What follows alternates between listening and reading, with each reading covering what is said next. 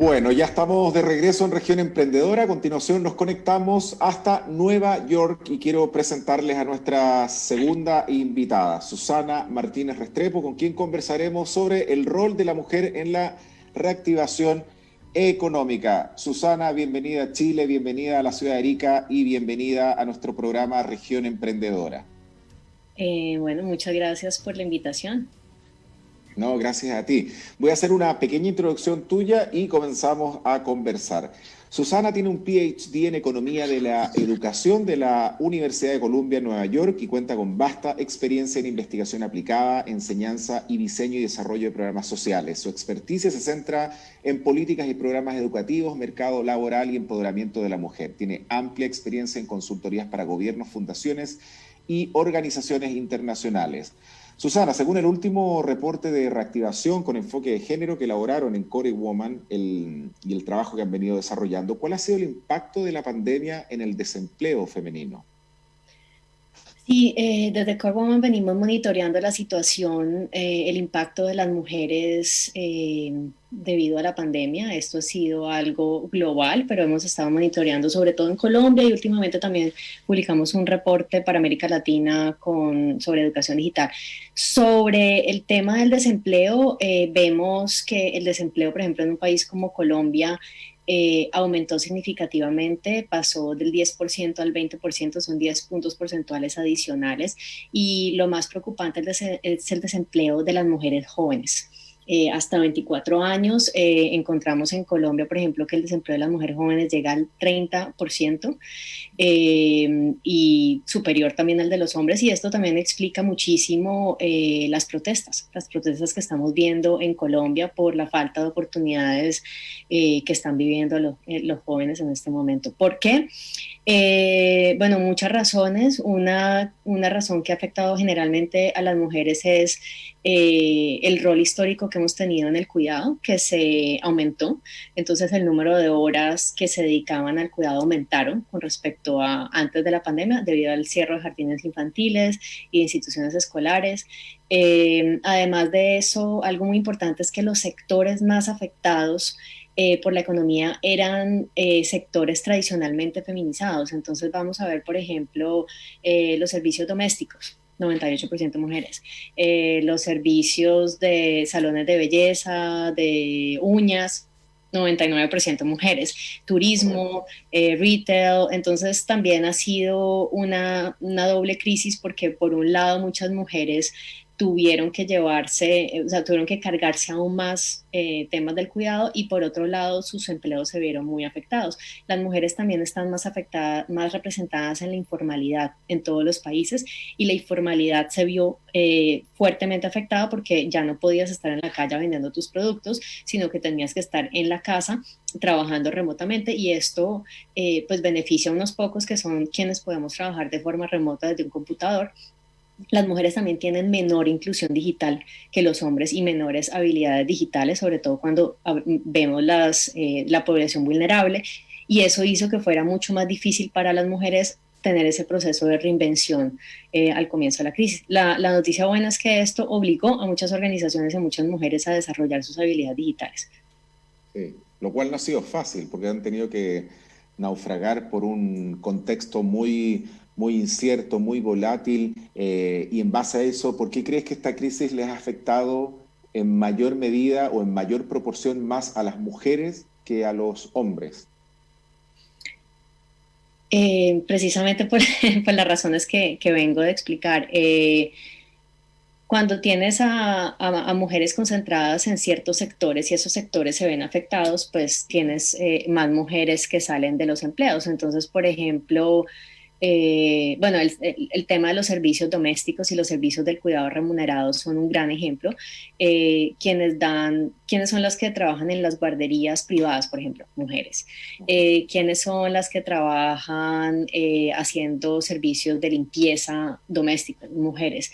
En países como Colombia tenemos más o menos entre 200.000 y 300.000 mujeres concentradas en este sector. Entonces, cuando esos sectores se cierran o se paralizan, pues una gran cantidad de mujeres se ven afectadas. Por el otro lado, los sectores que no se paralizaron y que han sido priorizados en la reactivación han sido principalmente sectores masculinizados. Por ejemplo, la minería, minas, petróleo y energía han tenido excepciones, sobre todo desde el principio, para no parar, y al principio decían, ¿por qué las excepciones? Bueno, hay muchas empresas que simplemente no pueden parar las operaciones porque las máquinas no dan, después entendí algo así, pero son sectores, primero son sectores que producen muy poco empleo, en Colombia es el 2% del empleo del sector minero energético, y segundo son sectores muy masculinizados, 10% de los empleos en el sector que no paró es de mujeres. Se están haciendo grandes avances, yo estuve en un proyecto súper interesante con el Banco Interamericano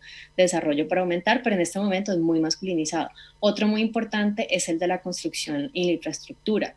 Muchos de nuestros gobiernos están haciendo un gran énfasis en promover la reactivación de la economía, metiéndole a la construcción. En Colombia la construcción está liderando la reactivación, pero solamente 5 o 10% de los empleos en la construcción son de mujeres. Entonces, por un lado vemos una afectación más fuerte en los sectores en donde hay mayor concentración de mujeres, y vemos una reactivación y un énfasis en esos sectores en donde hay más concentración de los hombres. Y en los temas del cuidado que aún no se solucionan porque seguimos con la pandemia. En este momento en Colombia estamos en el pico más alto desde que empezamos en abril. Sí, y seguramente este va a ser un tema que por lo menos va a durar todo este año y que de alguna otra manera afectar en mayor o en menor medida en la medida que los países aumenten la posibilidad de vacunación. ¿Has visto cómo los países han actuado en esta pandemia? ¿Cuál crees que ha sido la asignatura pendiente desde tu mirada? Que se tenga en cuenta el enfoque de género. Yo creo que hay algunas iniciativas interesantes, pero en general lo que hemos visto es que cuando los países actúan en la emergencia y piensan que género es algo como por allá, pero cuando vemos que 30% de las mujeres jóvenes están desempleadas en comparación a 20-25% de los hombres, pues es un problema que necesita lupa. Y muchos de los gobiernos en la región no están incluyendo el enfoque de género en esta reactivación. Hay algunas experiencias interesantes, por ejemplo, la alcaldía de Bogotá sacó un decreto en donde pone una cuota en la contratación de mujeres en compras públicas, según sectores. Entonces dice, cada proyecto que contrate el distrito por ejemplo, de energía, que tengo en la cabeza, tiene que tener mínimo 26% de mujeres participando en el contrato.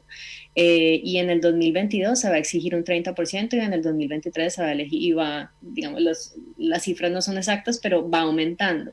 Entonces, ese tipo de medidas que se ven, al menos en Colombia, a un nivel muy local y todavía muy tímido, pues pueden garantizar que estas empresas o estos sectores tradicionalmente masculinizados hagan un esfuerzo por incluir mujeres, porque si no, no se ganan los contratos del distrito. Entonces, esa es una iniciativa interesante. También los obliga a buscar más y a entrenar más. Entonces, por ejemplo, el distrito también está ofreciendo mediante alianzas con instituciones como de vocational training, de formación para el trabajo, entrenar a mujeres. Por ejemplo, hay una experiencia en Colombia, una multinacional colombiana que se llama Argos, que es excelente, que dijeron, vamos a mejorar la equidad de género, es una cementera, vamos a mejorar la equidad de género, y entonces empezaron incluyendo mujeres con las que manejan los camiones cementeros.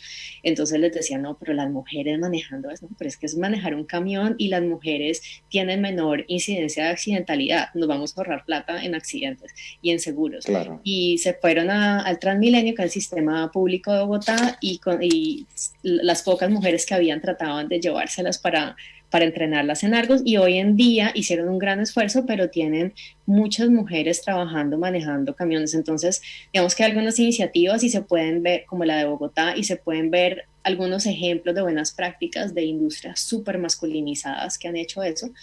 Eso por un lado en las industrias altamente masculinizadas. Lo otro es la tecnología. De hecho, estamos por publicar un brief con CPI a nivel de la TAM, que sería muy interesante que lo compartieras. Y parte de lo que decimos en este brief es, esta situación nos ha llevado a tener una muy rápida aceleración en el proceso de automatización y de la necesidad de habilidades digitales. Entonces ya el Foro Económico Mundial decía, en 10 años 30 millones de trabajos se van a distribuir y todos se van a crear hacia ingeniería de sistemas, codificación, Python, todo lo que tenga que ver con inteligencia artificial y resulta que esto ha sucedido mucho más rápido de lo que se pensaba, porque nos trasladamos a lo digital y el problema es que estas áreas están muy masculinizadas. Ya no estamos hablando solo de la construcción, estamos hablando de la tecnología. La representación femenina en algunas áreas es del 5 o del 10%. Entonces, algo muy, muy importante que hay que promover es más mujeres en estas áreas de tecnología. Hay una iniciativa hermosa en Perú, ahora en toda América Latina, pero liderada por unos venezolanos en Perú que se llama Laboratoria, que se dedican a entrenar solamente a mujeres codificadoras en cursos cortos. No hay que entrar 5 años a estudiar ingeniería de sistemas y en 6 meses tienen cierto nivel y las contrata el BI, las contratan las grandes empresas, tienen plata de Facebook, de Google. Entonces hay iniciativas así cortas para mujeres vulnerables también que permiten promover esta reducción de las brechas en tecnología, porque si tenemos las empresas masculinizadas recuperándose y con toda la intervención del gobierno, las empresas feminizadas afectadas y quién sabe cuánto vengan, y los empleos en mayor demanda con muchos hombres, estas brechas no se van a cerrar cuando estemos todos vacunados. Claro, y de alguna otra manera también hay que trabajar con los hombres en las altas esferas para romper, yo digo, estos prejuicios que existen, como tú bien decías, porque las mujeres no pueden manejar estos camiones y al final no pasa por levantarlos los camiones, pasa por aprender a manejar y eso lo puede aprender a manejar cualquier persona, no pasa por... pero yo creo que estos estereotipos y estos prejuicios dañan de alguna otra manera lo que considero es fundamental y que quizás esta crisis o esta pandemia hubiera sido mejor manejada si que hubiera estado a cargo una mujer como presidenta, como ministro de Salud o como sea, ¿no? ¿Cuál es el rol que juegan las mujeres en esta reactivación económica en cada uno de los países, o en este caso en Colombia también?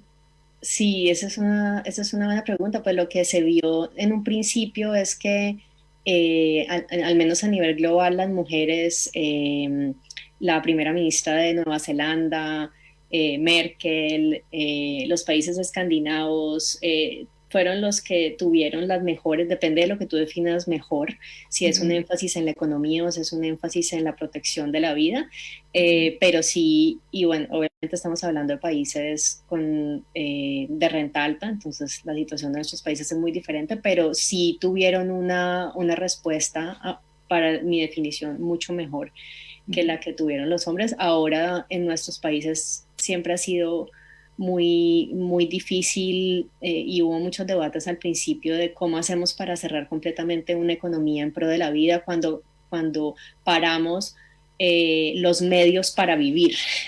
Y es lo que está pasando en este momento con la crisis social que tenemos, y es que la pobreza aumentó, el desempleo aumentó, el hambre que están viviendo las personas, más las mujeres que los hombres, afectó muchísimo esta respuesta. Entonces, al final yo creo que también es difícil decir si las mujeres abordaron más esta situación. Sí, sí está demostrado que cuando hay mujeres influyentes tomando decisiones, por ejemplo, en el Senado, en el Parlamento, en la alcaldía, como se ha visto, por ejemplo, en Bogotá, sí se toman decisiones más orientadas a la equidad y a las mujeres. O sea, mujeres en la política sí toman decisiones orientadas a ayudar a las mujeres. Sí, aparte que también hay una dificultad que se ha agudizado más en este contexto que tiene que ver con la corresponsabilidad. Hombre y mujer, pongámonos de acuerdo cómo lo vamos a hacer, qué vamos a hacer, porque acá hay un tema que los niños no vienen solamente o solos al mundo, vienen fruto del amor de papá y mamá, hay responsabilidad en conjunto. Y ese es un tema que me parece que todavía se tiene que trabajar mucho en todos los países de América Latina. Sí, yo creo que al principio, y bueno, esa es una historia personal que no quiero generalizar porque no es la historia de todos, pero yo al principio creí, bueno, tal vez esta es una oportunidad para que los hombres se den cuenta lo difícil que es para las mujeres que trabajan por remuneración, porque todas trabajamos, pero hacer las dos cosas. Y tal vez pensé que tal vez era una oportunidad también para empezar a compartir más las labores, que fue el caso de mi hogar, en donde mi esposo y yo al principio le dijimos a la niñera, bueno, no vengas porque nos podemos contagiar, y los dos nos dividimos de forma muy igualitaria las cargas y pudimos seguir trabajando durante los 4 o 5 meses que estuvimos en niñera, súper cansados, pero lo logramos. Entonces, ese puede ser de pronto un cambio que yo esperaría que se diera en los comportamientos, sobre todo de las parejas que pudieron seguir trabajando desde sus hogares y que tenían trabajos flexibles. Es importante tener en cuenta que esa no es la historia de la mayoría de las personas en América Latina. Fue muy difícil. Nosotros estamos publicando un estudio con la Fundación Ceibal en Uruguay sobre educación digital en tiempos de COVID con enfoque de género, y lo que encontrábamos era que siempre hablábamos de los niños haciendo homeschooling, no trabajando desde el hogar, pero la verdad es que la mayor parte de los niños en América Latina no tenían los dispositivos ni el acceso a Internet para estudiar. En el mejor de los casos había un celular por hogar sin conexión a Internet. Entonces ahí pues hay que entender esas diferentes historias. La jefatura femenina en algunos de nuestros países es del 40 al 60%, entonces también mamás que tenían que trabajar y ayudarles a los niños sin las herramientas necesarias. Los niveles de estrés, de ansiedad y de depresión han aumentado muchísimo, sobre todo en las mujeres. Entonces, Sí. yo creo que sí es parte de la historia, pero viendo la gran historia tenemos varias, así como nuestra región, la más desigual del mundo. Sí, aparte que esto evidenció las falencias que hay en la educación en toda América Latina. Y también esta pandemia hizo que una curva crezca sin parar, que es la curva de la violencia intrafamiliar, de los femicidios, del maltrato psicológico. Las familias la pasaron muy mal, las mujeres las pasaron muy mal, porque al final trabajar desde casa parecía divertido, parecía entretenido. Yo recuerdo cuando comenzó el confinamiento acá en Bolivia, el jefe de una empresa que yo asesoro me dijo, oye, empieza el confinamiento, trabajar desde casita, tranquilo, y yo tenía la sospecha de que no iba a ser más tranquilo porque él tenía 3 hijos. A las 3 semanas, creo, cuando tuvimos el primer comité por Zoom, todos estresados. Claro, imagínate, doble carga de colegio, pues los colegios nunca entendieron qué es lo que tenían, cómo tenían que hacer sus clases. Ese fue un proceso que hasta al día de hoy muchos colegios todavía no entienden. Papá y mamá en casa, ambos con trabajo, cómo reparten las funciones en una familia de 3 hijos o quizás de 2, quizás hasta de 4, donde predomina una cultura muy machista y donde la pasaron muy mal, muy mal. Claro, y algo también interesante y difícil para los empresarios y las empresarias. Yo hablo, por ejemplo, de mi experiencia en Core Woman, que es una organización pequeña de 15 personas, fue manejar todos estos desafíos. Por ejemplo, para las personas muy jóvenes fue muy difícil en un comienzo trabajar desde casa. Hemos tenido en el equipo más o menos, yo diría que 70% han tenido COVID o algún familiar cercano ha tenido COVID. Entonces las semanas que se tomaron en recuperarse o las semanas en que su productividad bajaba por ayudar a sus familiares, mientras nosotros teníamos que responderles a clientes. Entonces, también un desafío muy importante en entender todas estas situaciones, y también un deterioro de la salud mental de las personas que trabajan en nuestras empresas. Sin lugar a duda, generó mucho cansancio mental, mucho estrés. En algún momento hasta yo sentí que la creatividad se iba y hubieron momentos en el año, yo tuve vivencia que de alguna otra manera te hacen ver de que esta pandemia no es como muchos dicen, que es mentira, que no te vacunes, que el imán y tonteras que al final no contribuyen a de alguna otra manera reducir los niveles de contagio que hay en diversos países. Yo tuve la muerte de mi suegro el año pasado, en febrero murió mi padre en Chile, y al final cuando uno tiene los casos de cerca te das cuenta que esto es real. Y cuando existen ciertas cepas que empiezan a entrar a los países y que te das cuenta que la gente que se muere no es gente mayor, es gente más joven, te das cuenta que uno tiene que ser mucho más responsable, y eso también pasa por un tema de idiosincrasia, de cultura cívica, de responsabilidad, porque si al final todos nos cuidamos, si todos mantenemos distancia y no porque haya apertura en las ciudades, como es el caso de Arica. Arica pasó a segunda fase después de haber estado mucho tiempo encerrada, en cuarentena. Ahora tenemos que, si nos dieron la posibilidad, tenemos que cuidar esa posibilidad y no ir a lugares donde haya mucha gente, andar siempre con barbijo, alcohol gel, y cuidar eso para evitar que tengamos que retroceder nuevamente a la fase de cuarentena, y eso se limite, porque en la cuarentena, la rigidez de la fase de cuarentena afecta directamente a los negocios y a las pymes, porque cada vez que entramos en cuarentena aumenta el desempleo, se cierran negocios y la reactivación económica se vuelve más lenta, y seguramente que dentro de todos esos males, la que lleva la peor parte es la mujer. Claro, y hay un tema importante que no hemos tocado, es que las mujeres tienen mayor probabilidad de tener negocios pequeños. Entonces, nosotros estamos justo por lanzar un estudio en los Estados Unidos que sacamos cada año, que se llama el State of Women Owned Businesses, el estado de las mujeres emprendedoras. Y hay algo interesante. Entonces, si las mujeres tienden a ser más empresarias solas, o sea, que no tienen empleados, que contratan más servicios por contratos, o tener empresas pequeñas de menos de 5 empleados. Y esas empresas pequeñas de 2 a 5 empleados fueron las más afectadas y no se beneficiaron necesariamente de la misma forma que las empresas grandes de las ayudas financieras. Entonces, esto es una historia de todas partes, y una gran afectación a las personas de minorías. Sin lugar a dudas. Para ir finalizando, Susana, ¿qué recomendaciones darías para generar reactivación con enfoque de género? Reactivación con enfoque de género. Me parece que hay que priorizar el ingreso de mujeres en sectores masculinizados. Esto es algo que debimos hacer hace mucho tiempo, pero ahora es un imperativo. El tema de cuotas en las compras públicas me parece una muy buena opción para obligar a estas empresas, para crear unos incentivos. También el trabajo con gremios. Cuando los gremios se ponen, en Colombia, por ejemplo, el gremio de la construcción se ha puesto también la camisa para incluir más mujeres.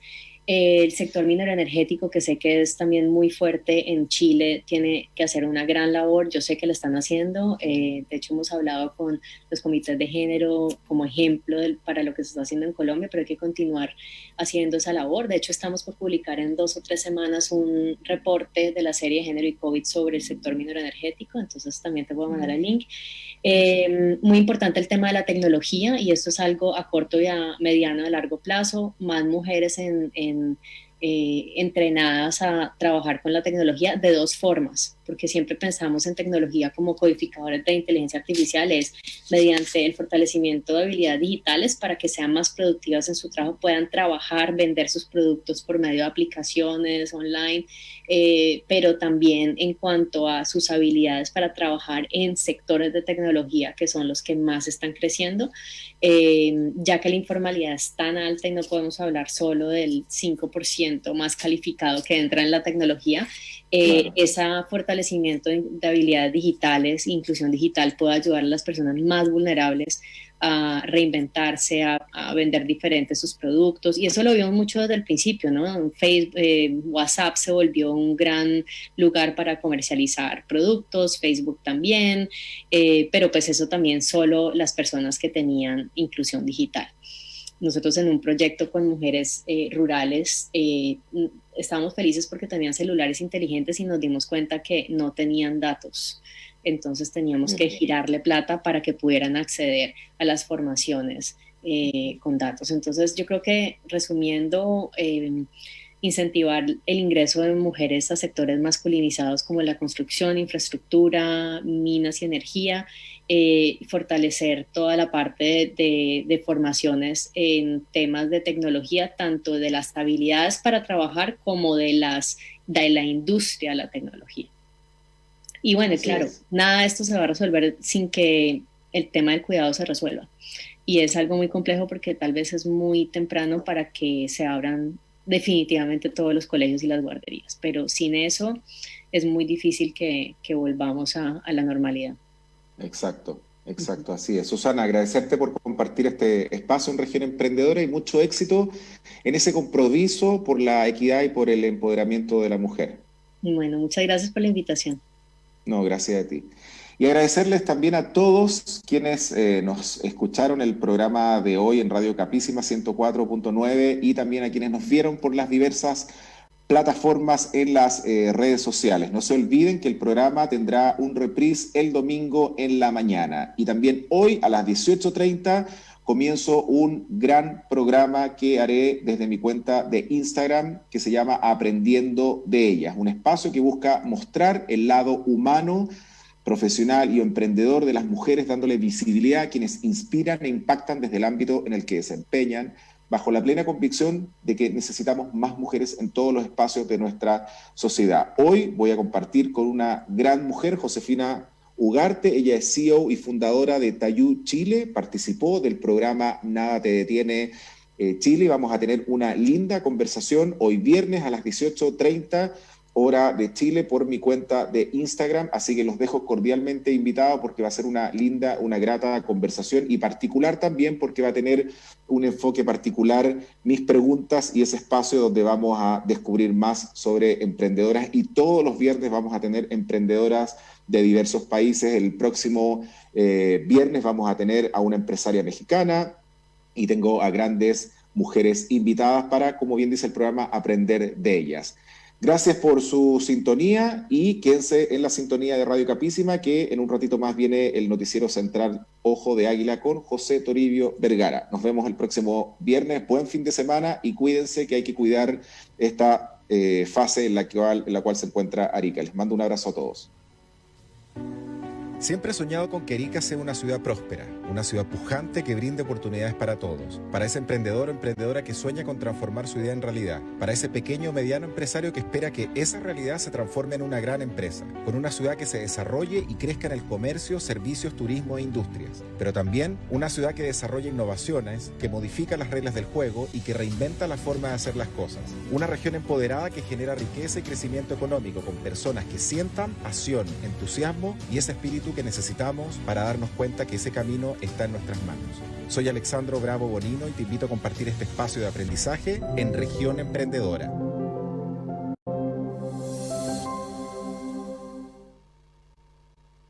Escuchas Capísima Multimedial.